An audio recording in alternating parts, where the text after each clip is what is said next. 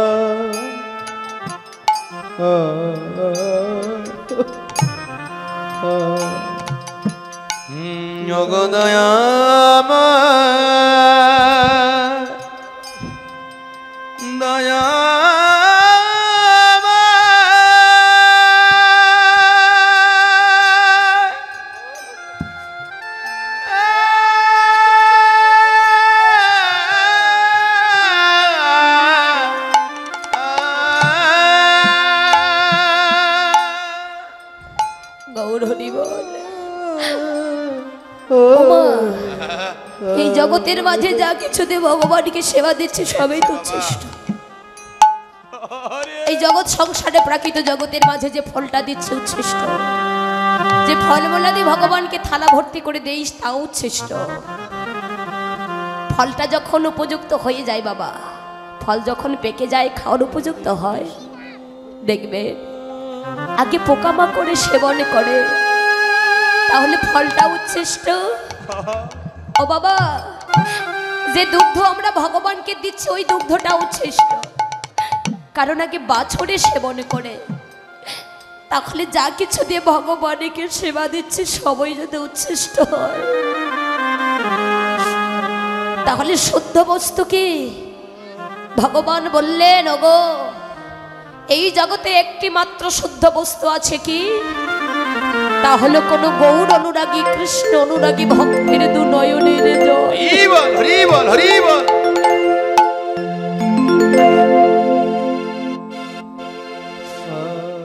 যে ভক্ত দু নয়নের জলে আমায় পুজো দিতে পারে,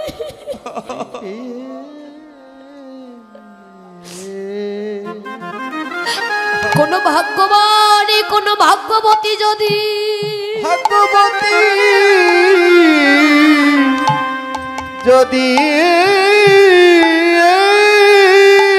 দুনয়নের জলে আমায় পুজো দিতে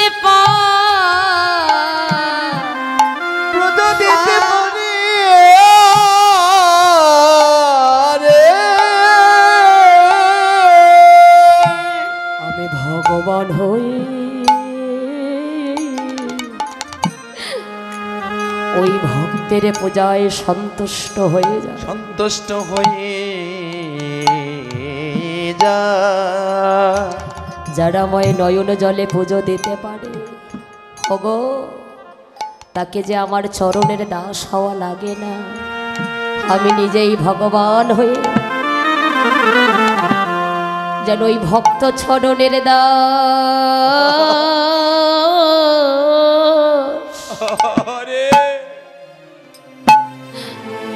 ভক্ত চরণের দাস আমি হয়ে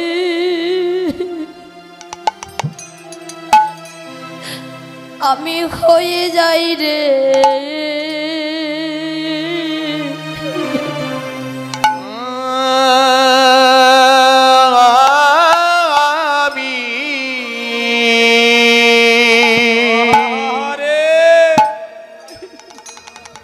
ওই ভক্ত চরণের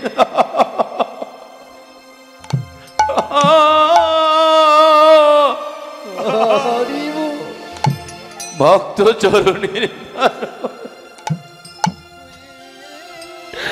হয়ে যাই গো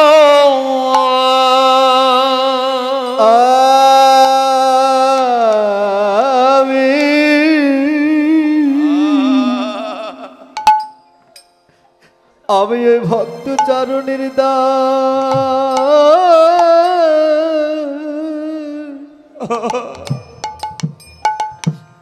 সেই ভক্ত চরণের দাস হয়ে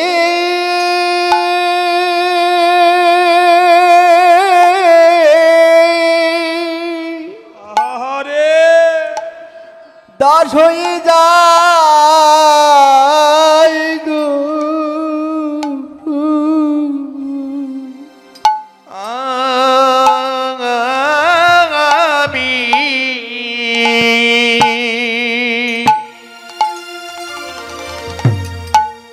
আমি ওই ভক্ত চরণের দাস,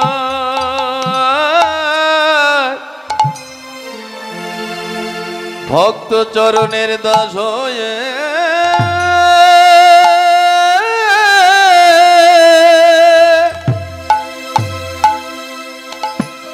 হয়ে যাই গো। যারা আমায় চোখের জলে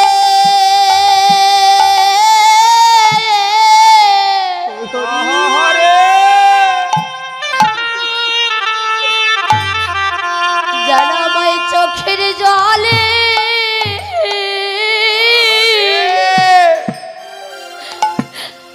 চোখের জলে আমায় ডাকিতে পারে,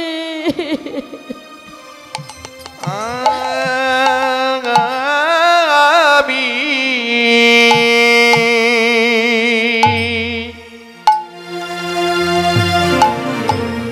ওই ভক্ত চরণের দাস,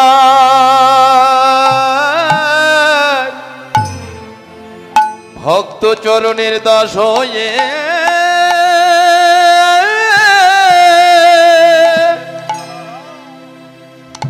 হয়ে যাই গো। যারা আমার চোখের জলে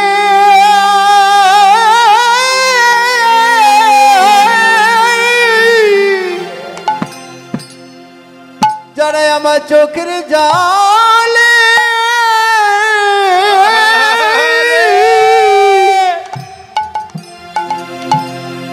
আমায় ডাকিতে পারি,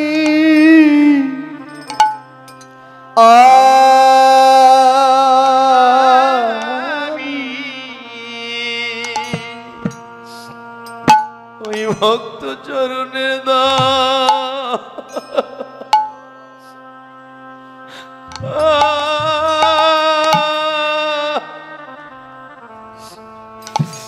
ভক্ত চরণের দাস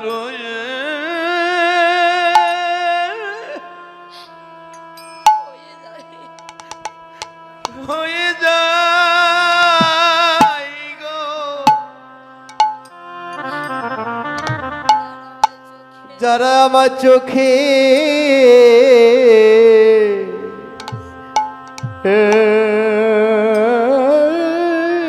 জলে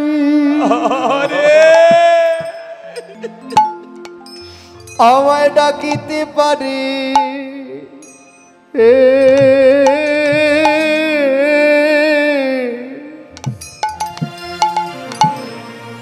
সেই ভক্ত চরণের দা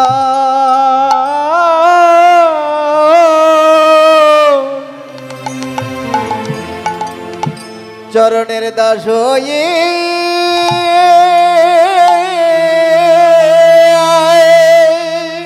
হয়ে যায় রে হয়ে যাই রে ভবে যে জন ডাকার মতো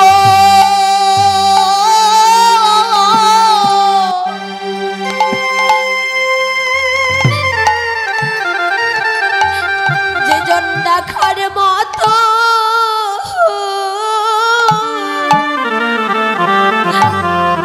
ডাকিতে পারে আমার ভগবান না এসে কি দূরে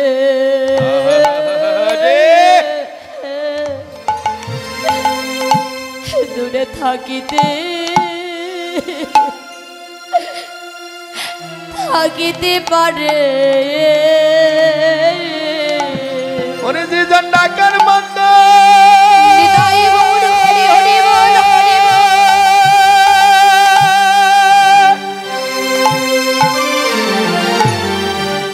ওরে ডাকার মন্দ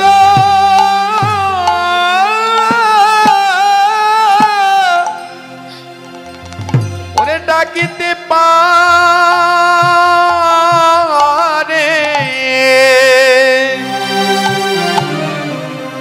আমারে ভগবান নয় সে কি দূরে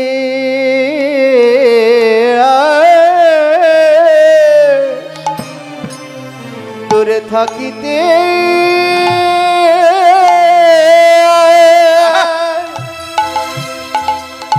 দূরে থাকিতে পারে রে বাবা। গৌরহরি আমার সরধ্বনির তীরে দাঁড়িয়ে সহচর গণমেলি আনন্দে বিভোর সহচরী গণিকে সঙ্গে লইয়ে মহানন্দে মেতে ওঠে। গৌর আমার নিজে কেঁদে জগতেকে কাঁদাবেন বলে নিজে হরি বলে জগতের জীবে গণিকে হরি বলাবেন বলে ভগবান নিজের ভগবানত্ব সত্তা ভুলে গিয়ে মান অভিমান আত্ম অহংকারী বিষয়ে বাসনা সবই কিছু পরিহারে করে আমার ভগবানের যে মস্তকে ছিল সুগন্ধিত কালো কেশ ওই কালো কেশ যেন আরে কালো কেশ নে গৌড়ের যে অধরে ছিল সাধের মোহন মোডলি ওই অধরে যেন আর মোহন মোডলি নে মুরালি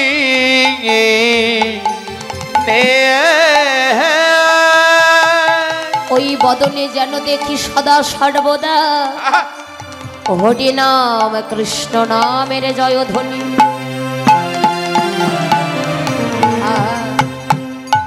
যে কণ্ঠে ছিল কত সমিত হীরামানিক মুকুতার মালা মুকুতার মালা ওই কণ্ঠে যেন আর হীরামানিক মুকুতার মালা নেই হীরামানিক মুকুতার মালা পরিহারে করে গৌর আমার কণ্ঠে ধারণ করেছে তুলসী কাষ্ঠের মালা যে অঙ্গে ছিল রাজে পোশাক ওই অঙ্গে যেন আর রাজে পোশাক এনে ওই অঙ্গে পরিধান করেছেন দিনহীন কাঙ্গালের বেশ কাঙ্গালে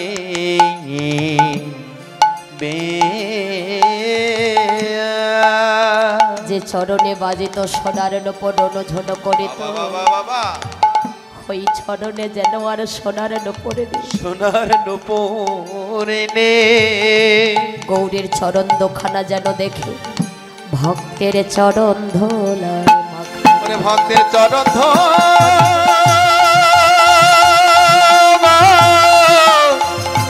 ভক্তের চরণ ধুলায় মাখা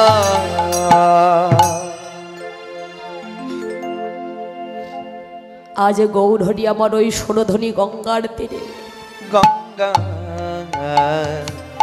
তীরে হেমদণ্ড বাহুত্তলনে করে দু নয়নের জলে বক্ষ ভাসে গৌরামা যেন ধোলায় পড়ে যায়, পড়ে যায় রে গড়া,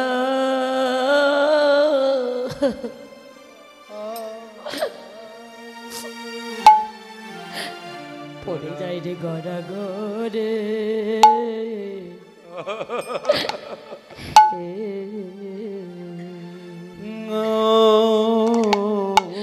রমা আরে গৌর আমার ধুলাই ধুলাই পড়ে যায় রে গোড়া,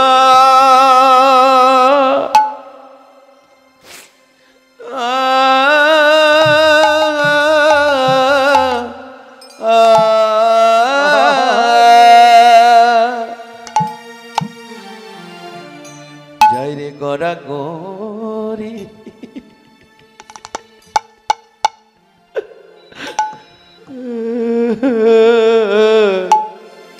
গো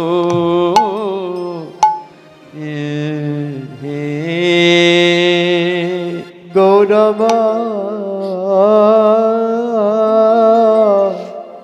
আরে গৌরমা ধুলাই পড়ে যায়, ধুলায় পড়ে যায় রে গড়া,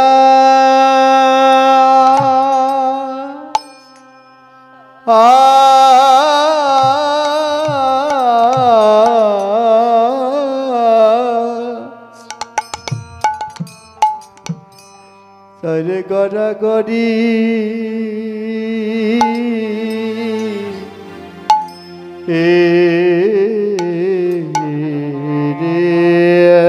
যেন মনোভীম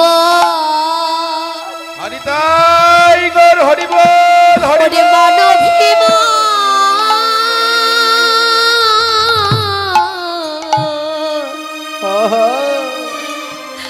মানভীমনে ভুলে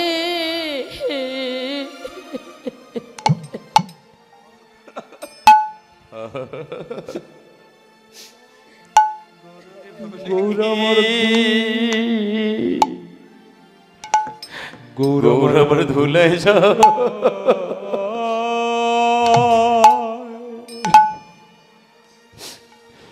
ধুলাই যায় রে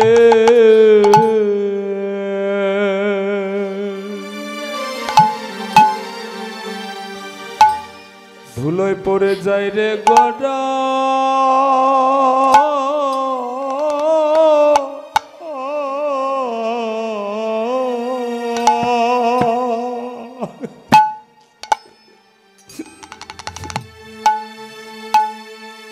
ওরে গড়া গরি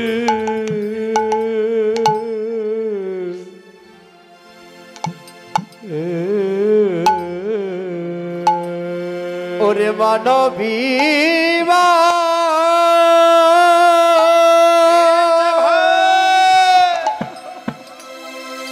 ওরে মানবীমা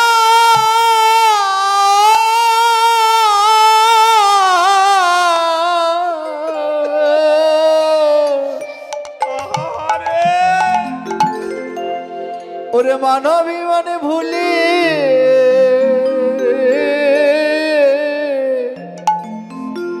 ভুলে গিয়ে ওমা যিনি ভগবান সেই ভগবান মানবিমান ভুলে গিয়ে ভক্তের চরণ তলে পড়ে ধুলাই গড়াগড়ি করছেন, আর আমরা এই সামান্য মানব হয়ে সামান্য জীব হয়ে অহংকারে মর্ত হয়ে আছি। একবার ভেবে দেখেছেন? বলো সেই দিন আমার কবে বা হবে, বলো সেই দিন আমার কবে হবে, ও বাবা বলে সেই দিন কবে বা হবে ওই দিনটা আমাদের? আমার কবে বা হবে আজকে আপনারা এসেছেন, আমরা এসেছি ভক্ত সঙ্গ করছি। এই সঙ্গটা তো আমাদের জীবনে আর নাও আসতে পারে বাবা। দেখুন এখন প্রতিটা ফ্যামিলিতে দেখবেন, প্রতিটা পরিবারে দেখবেন যতজন সদস্য আছে ততজনের কাছে একটা করে বড় বড় ফোন আছে, আছে না? আমার মনে হয় যতজন সদস্য আছে তার চেয়ে ডাবলও আছে। অনেকজনের কাছে 2-4টা করে থাকে। 2টা তো স্বাভাবিক, অনেকজনের কাছে থাকে 3-4টাও থেকে যায়। তো দেখবেন এই যে এত বড় বড় ফোন আছে, ওই ফোনের মধ্যে দেখবেন, ওই মোবাইলে দেখবেন অনেক বড় বড় ধরনের কীর্তনীয়দের কীর্তন দেখা যায়, শোনা যায়, যায় না? কি বাবা দেখা যায় তো? আচ্ছা ঘরে বসেই তো কীর্তন শোনা যায়, দেখা যায়, কিন্তু এখানে কেন এসেছেন বলুন? ঘরে বসেই তো বড় বড় কীর্তনীদের কীর্তন শোনা যায়, দেখা যায়, কিন্তু দেখুন ওই যে ঘরে বসে মোবাইলে টিভিতে যে কীর্তন দেখবেন শুনবেন, ওই কীর্তন দেখাতে শোনাতে কিন্তু কখনো প্রেম ভক্তির উদয় হয় না বাবা। আর ঘরে বসে যে কীর্তন দেখছেন, মোবাইলে যে কীর্তনগুলো দেখা হচ্ছে শোনাচ্ছে, ওখানে প্রেম ভক্তির উদয় হয় না, ওখানে কিন্তু কখনো ভক্ত সঙ্গ হয় না। আর এখানে বসে যে হরিকথা কৃষ্ণ কথা যে কীর্তন আস্বাদন করছেন, এই কীর্তনের মধ্যে প্রেম ভক্তির উদয় হচ্ছে, প্লাস ভক্ত সঙ্গ হচ্ছে।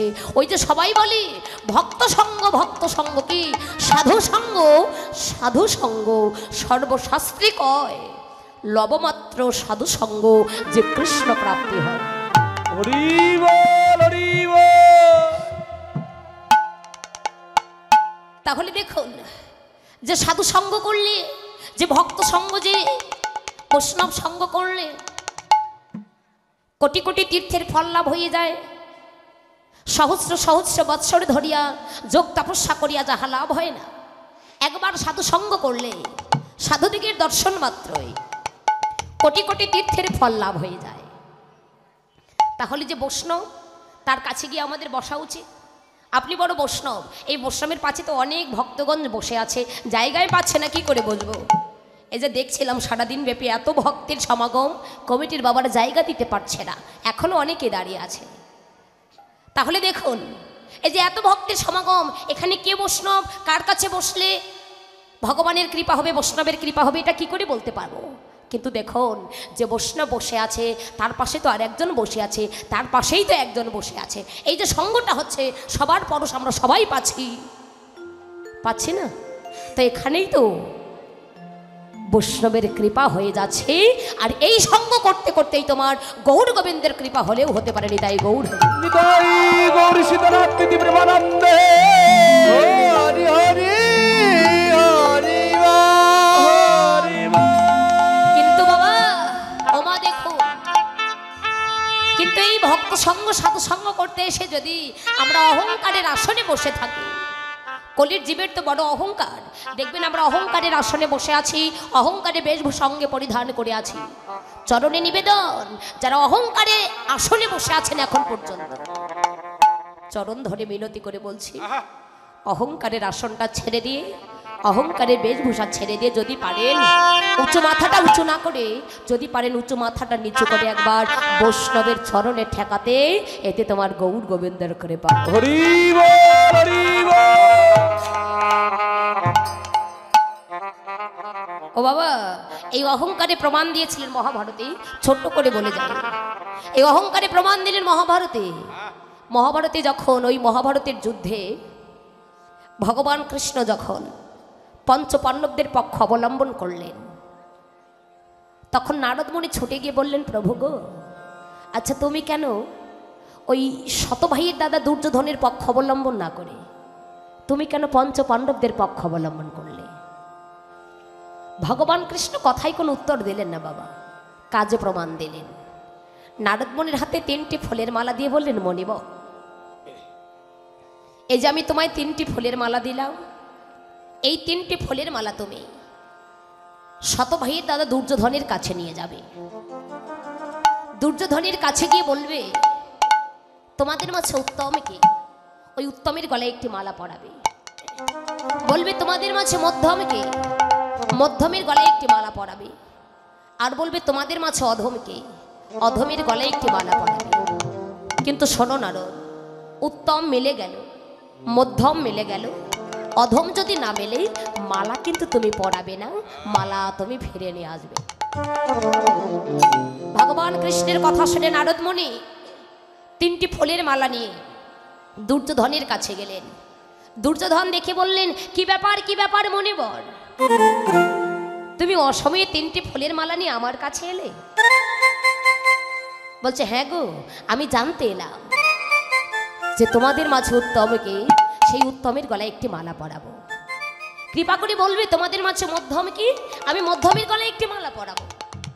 আর একটু কৃপা করে বলবে যে তোমাদের মাঝে অধমকে, সেই অধমের গলায় আমি একটি মালা পরাবো। অহংকারী দুর্যোধন বললেন, মনিবর, তুমি উত্তমের গলায় মালা পরাতে এসেছো, তবে উত্তমকে এটা কি তুমি জানো না? এসো মনিবর, মালা যদি পরাতে হয় এসো, তুমি কৃপা করে আমার কাছে এসে দাও, আমার গলায় মালা পরিয়ে দাও। কেননা এই জগতে উত্তম যদি আছে, আমি হলাম শতবাহীর দাদা দুর্যোধন, আমি তো উত্তম। মালা যদি পরাতে হয় দাও তুমি আমার গলায়।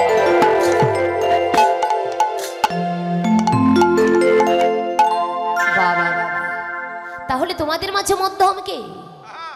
মনিবর, মধ্যম কি তাও কি তুমি জানো না? মধ্যম হলো আমার মেজ ভাই দুঃশাসন। যাও, মালা যদি পরাবে ওই দুঃশাসনের গলায় মালা পরিয়ে দিয়ে এসো। চমৎকার। তাহলে তোমাদের মাঝে অধম কে? আরে অধম কই? অধম বলতে তো আমাদের মাঝে কেউ নেই। কথা না বলে, মালা না পরিয়ে সোজা মালা 3টি নিয়ে পঞ্চপাণ্ডবের 1 পাণ্ডব সখা অর্জুনের কাছে এলেন। সখা অর্জুনের কাছে গিয়ে বললে, ওগো, আমি তোমাদের কাছে জানতে এলাম যে তোমাদের মাঝে উত্তমকে, আমি উত্তমের গলায় একটি মালা পরাবো। কৃপা করে বলবে তোমাদের মাঝে মধ্যমকে, সেই মধ্যমের গলায় একটি মালা পরাবো। আর একটু কৃপা করে বলবে যে তোমাদের মাঝে অধমকে, সেই অধমের গলায় আমি একটি মালা পরাবো। সখা অর্জুন বললেন, মনিবর, তুমি মালা পরাতে এসেছো, তবে উত্তমকে এটা কি তুমি জানো না? এসো মনিবর, যদি উত্তমের গলায় মালা পরাও, তবে কৃপা করে তুমি ওই আমার ঘরের দরজার সামনে গিয়ে দেখবে একটি ভগবান শ্রীকৃষ্ণের বিগ্রহ আছে। যাও মনিবর, মালা যদি পরাতে হয় যাও, তুমি তার গলায় একটি মালা পরিয়ে দিয়ে এসো। কেননা জগতে উত্তম যদি আছে, তিনিই তো একমাত্র উত্তম নিতাই গৌর হরি হরি। ঈশ্বর পরমা কৃষ্ণ সচ্চিদানন্দ বিগ্রহ, অনাদিরাদি প্রাণী গোবিন্দ আমার সর্বকারণের কারণ। এই জগতে উত্তম যদি আছে, তিনি তো একমাত্র উত্তম, তাই না বাবা? যাও, তার গলায় মালা পরিয়ে দিয়ে এসো। বাবা, ওগো, তাহলে তোমাদের মাঝে মধ্যম কে? মধ্যমে কে জানো? ওগো মনিবর, তুমি তো মধ্যম। ওগো, তুমি তো মধ্যম, কারণ তুমি যে ভক্ত আর ভগবানের মাঝে মিলন ঘটে। তুমি যে ভক্ত আর ভগবানের মাঝে মিলন ঘটাও, তুমি তো মধ্যম।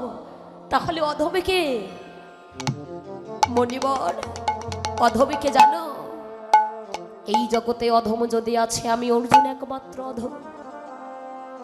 কারণ যে ভগবানকে পাবার জন্য যুগে যুগে জনমে জনমে আমি কত যোগ তপস্যা, কত ধ্যান তপস্যা করে এই পথে বসে আছি। ওগো মনিবর, এই জগতে আমার মতো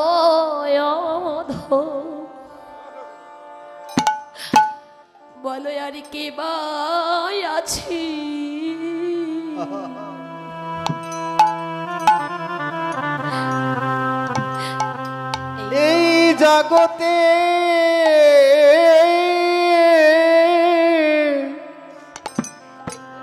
এই জগতে আমার মতো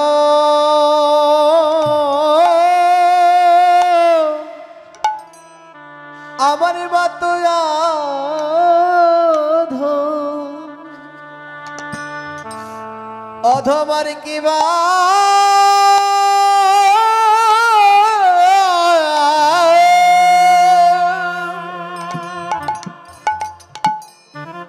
আর কিবা আছি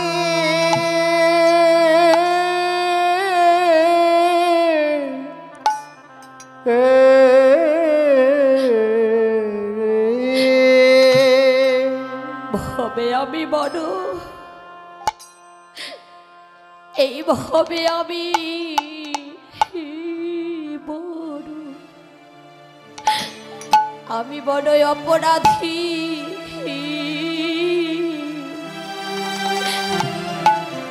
জগতে যে আমার মতো অধমারে কে বা আছে। ওরে আমি বড়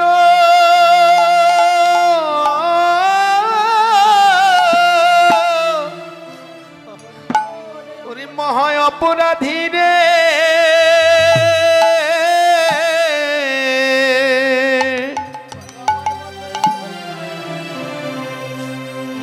জগতে আমার মতো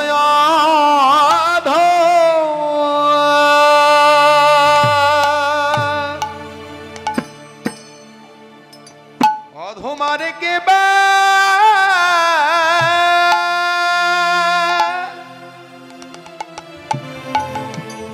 ওরে কে বায়া আছে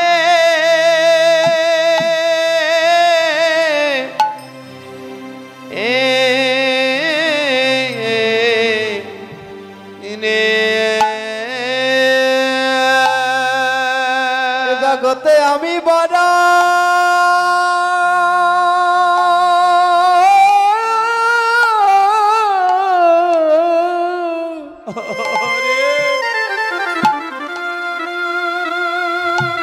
আমি বড় মহা অপরাধী।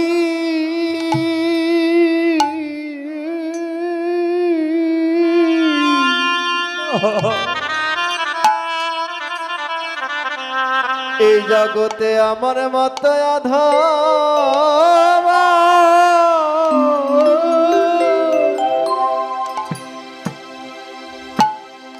অধমার কে বা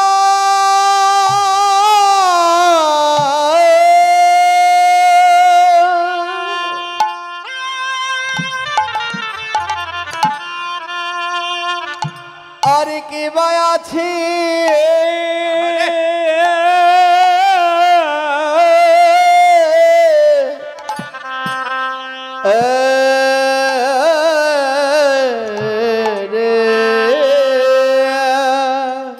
ভবে আমি বড়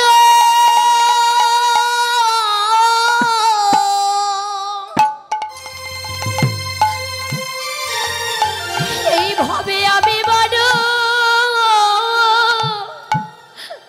বড় অপরাধী। জগতে আমার মত অধম কে বা আছে।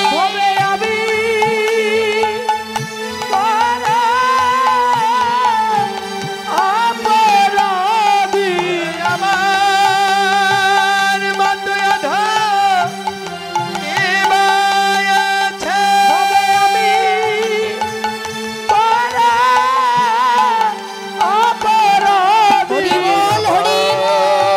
মতো অধম কে বা আছে। আমি বড় অপরাধী। আমার মতো অধম কে বা আছে। আমি বড় অপরাধী। আমার মতো অধম কে বা আছে। আমি বড় অপরাধী। আমার মতো অধম কে বা আছে। আমি বড় অপরাধী।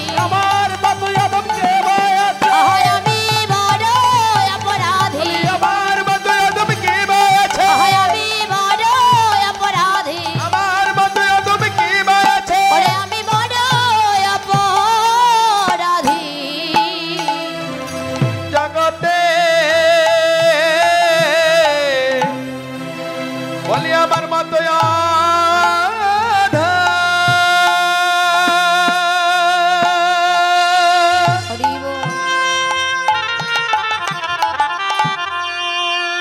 অধমার কে বা